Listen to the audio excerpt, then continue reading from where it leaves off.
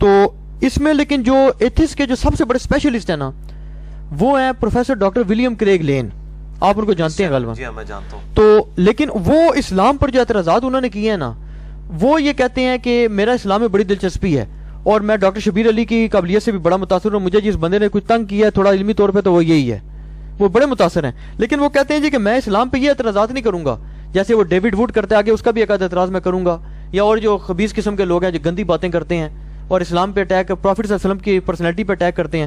وہ کہتا ہے جی میرا کنسیپٹ یہ ہے کہ مجھے مسلمان یہ بات نہیں سمجھا پا رہے کہ خدا کا جو تصور ہے نا یہ آل لیونگ کا کنسیپٹ ہے. وہ کہتا ہے جی کہ اسلام کا جو گاڈ ہے نا، یہ اب ڈاکٹر ولیم کریگ لین کے مطابق وہ کہتے ہیں وہ انکنڈیشنل لو نہیں کرتا. پھر انہوں نے قرآن کی آیات پڑھی، انہوں نے کہا قرآن میں اللہ جگہ جگہ کہتا ہے اللہ ان سے محبت نہیں کرتا، اللہ ان سے محبت نہیں کرتا، اللہ ان سے محبت نہیں کرتا. وہ کہتے ہیں اسلام میں آپ کو ہر چیز ارن کرنی پڑتی ہے، اور وہ کہتے ہیں اللہ کی رحمت ارن نہیں کی جا سکتی. اچھا یہ جو انہوں نے ڈاکٹرائن گھڑی ہے کہ اللہ کی رحمت جو ہے وہ ارن نہیں کی جا سکتی اور گاڈ آل لونگ ہی ہے، یہ اس کی کیا دلیل ہے؟ یہ وہ اپنی عیسائیت سے لیتے ہیں نا، عیسائیت سے لیتے ہیں نا. تو ہم عیسائیت یہ دعویٰ کر رہی ہے، اسلام کچھ اور دعویٰ کر رہا ہے. اب اس کو پریکٹیکلی چیک کر لیتے ہیں. پریکٹیکلی تو چیک کیا جا سکتا ہے نا دنیاوی مثالوں کے ذریعے. اگر گاڈ آل لونگ ہے تو وہ ایسی عورت کو کیوں موت دیتا ہے جس کے 4-5 چھوٹے چھوٹے بچے ہوتے ہیں؟ اس کو کوئی ترس نہیں آتا اس عورت کے اوپر کے اس کے بچوں کے اوپر.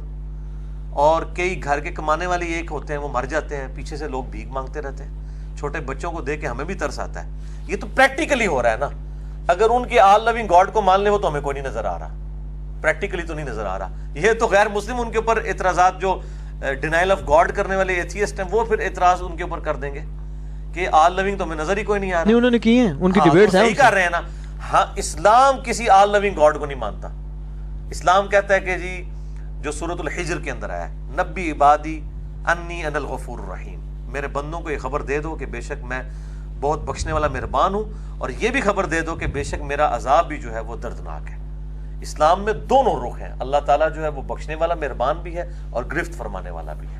اور یہی پریکٹیکلی ہمیں نظر بھی آ رہا ہے دنیاوی زندگی کے اندر. اچھا دنیا کی زندگی میں تو ہم چیک کر ہی سکتے ہیں نا. آخرت تو دیکھنے والی بات میں بات ہے نا، عالم الغیب وہ تو ایک غیب کے عالم سے تعلق رکھنے والی چیز ہے نا. دنیا میں تو ہمیں نظر آ رہا ہے کہ آل لونگ گاڈ والا تو کنسیپٹ بالکل غلط ہے، ایسا تو کوئی نہیں ہے.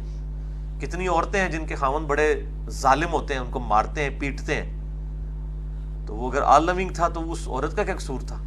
اس محض سے ہی گزر رہی ہے. تو اللہ تعالیٰ لو کرتا ہے، اس میں کوئی شک نہیں ہے، لیکن اللہ تعالیٰ آزماتا بھی ہے. پھر اللہ تعالیٰ کے احساسات بھی اس طرح کے نہیں ہیں جس طرح ہمارے ہوتے ہیں. اور یہ ماں کے ساتھ جو تشبیہ دی جاتی ہے، میں تو اس چیز کو غلط سمجھتا ہوں. وہ ہے بھی روایت بھی جعلی ہے کہ 70 ماؤں سے زیادہ محبت کرنے والا ہے، یہ تو نہیں ہے، بالکل کوئی روایت ثابت نہیں اس طرح کی. ہاں اللہ تعالیٰ اپنے انہی بندوں سے محبت کرتا ہے جو اللہ کی طرف رجوع لانے والے ہیں، جو اللہ کے باغی ہیں، نافرمان ہیں. اللہ تعالیٰ ان سے نفرت فرماتا ہے.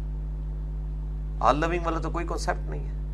اور یہ آپ دیکھ لیں، یہ دنیا کی زندگی میں بھی اللہ تعالیٰ نے یہ خود بھی مانتے ہیں کہ خدا کی تخلیق کا شاہکار ہے انسان، مانتے ہیں نا. قرآن تو کہتا ہے لقد خلقنا الانسان فی احسن تقویم. تو یہ لوگ بھی مانتے ہیں کہ انسان اشرف المخلوقات ہے، سب کچھ ہے. تو انسان کی جو نیچر ہے وہ خود بیسیکلی اللہ تبارک و تعالیٰ کی جو صفات ہیں ان کا ظہور اس ذریعے سے ہوا ہے کہ اللہ تعالیٰ نے جو انسان کو پیدا کیا اس کے اندر بھی آپ دیکھ لیں انسان بھی آل لونگ تو نہیں ہے. انسان کے ساتھ جو زیادتی کرتا ہے وہ کہتا ہے مجھے بدلہ ملنا چاہیے، اور جو انسان کے ساتھ نیکی کرتا ہے انسان اسے پیار کرتا ہے. کون سا دنیا میں انسان ہے جو کہتا ہے کہ جی میں آل لونگ ہوں؟ یہ تو صرف کتابی باتیں ہیں نا کہ جی ایک گال پہ کوئی تھپڑ مارے تو دوسری پیش کرو، جب دوسری پہ بھی مار دینا تو پھر انسان ہاتھ چوک لیتا ہے. یہ ساری زبانی کلامی گلان ہے، پریکٹیکلی تو ایسا نہیں ہو رہا. ٹھیک ہے.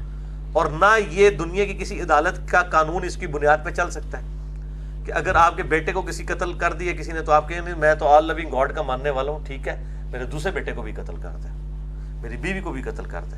یہ تو نہیں ہوگا، کوئی بھی نہیں کہے. وہ کہتے ہیں نہیں بدلہ لیں گے، وہ تو چھوٹی چھوٹی چیز کے اوپر بدلہ لیتے ہیں. تو یہ سب کا سب عکس ہے بیسیکلی.